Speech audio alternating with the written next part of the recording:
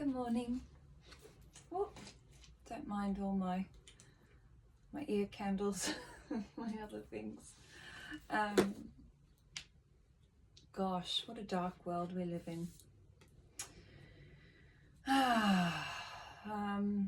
People killing each other, people hating each other, and we're all suffering because of that energy.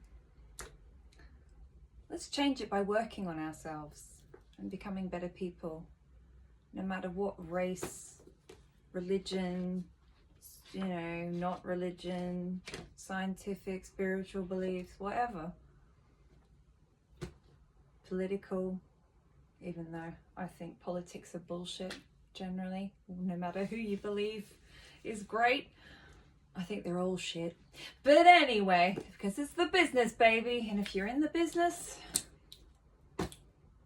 we're controlled by that. Fuck that. No. Anyway, before I launch into one and become one of those people, let's actually look at the book. Let go now. This is maybe something I need to try and let go of. My disdain at the world. Okay.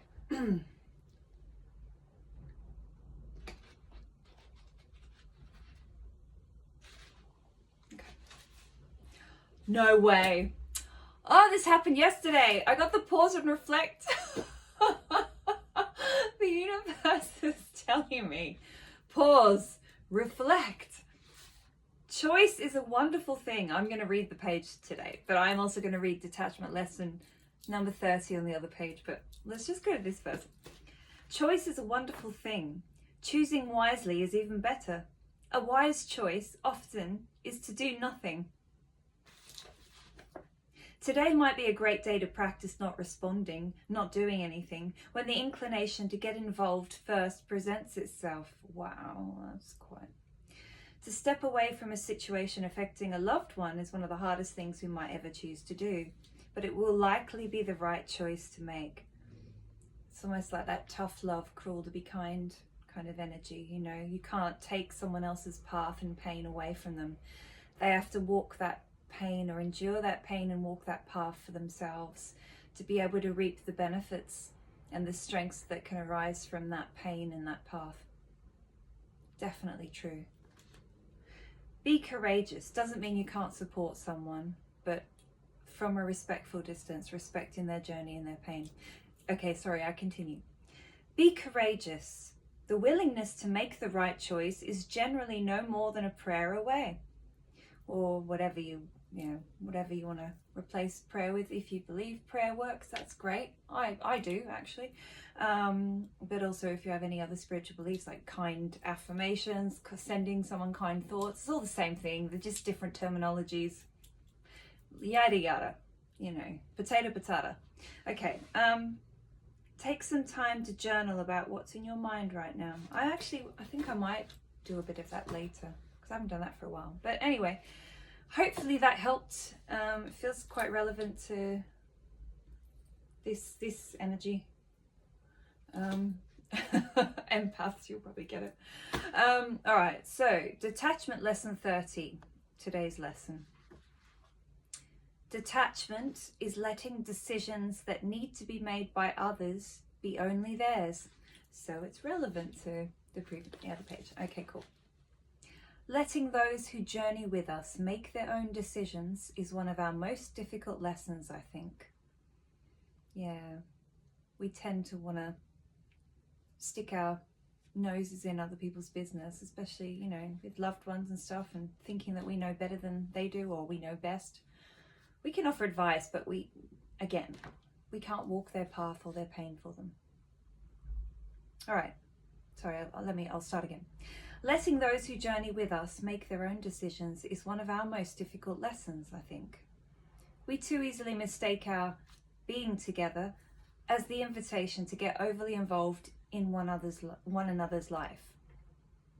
Journeying together is not about crossing over into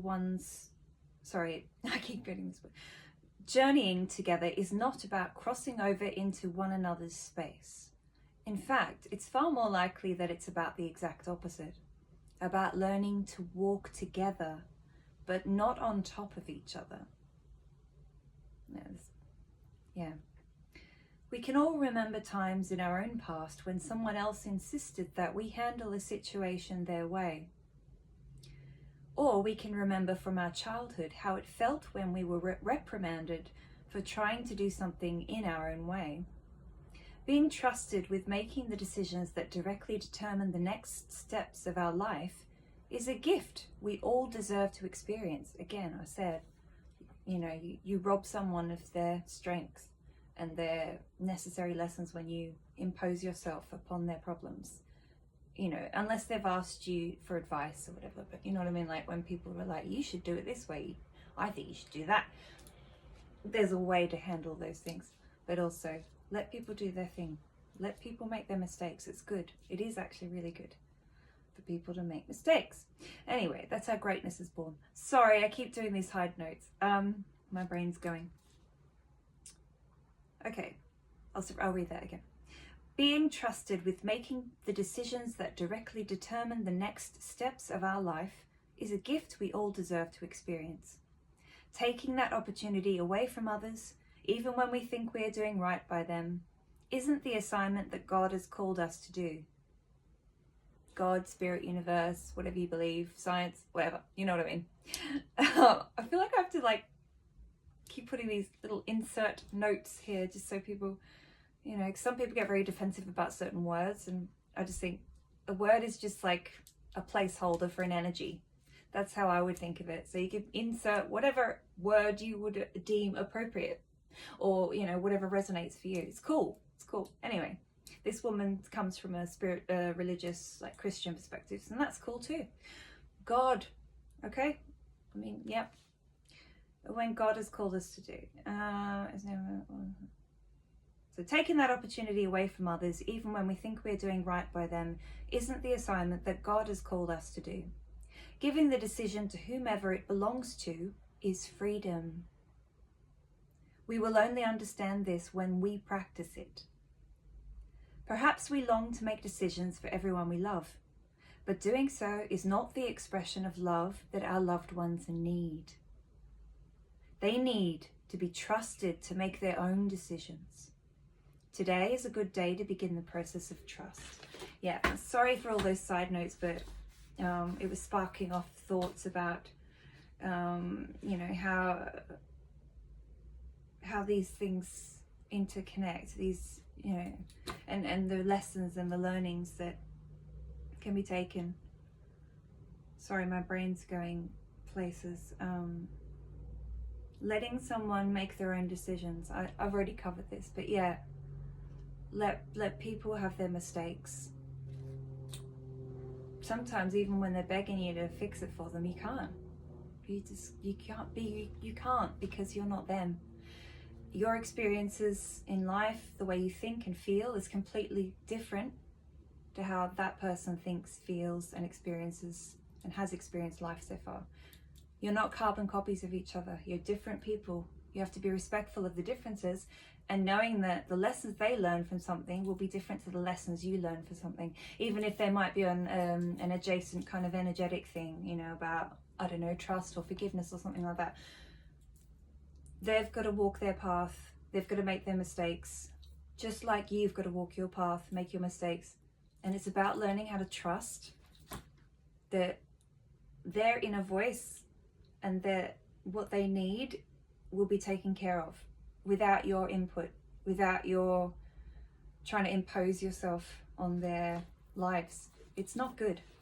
It's not helpful. It's not healthy. So, stay in your own lane. That's why it's good to, focus on your own energy in your own life, and, how you can improve the way you feel and think every day on a daily basis. That's really important.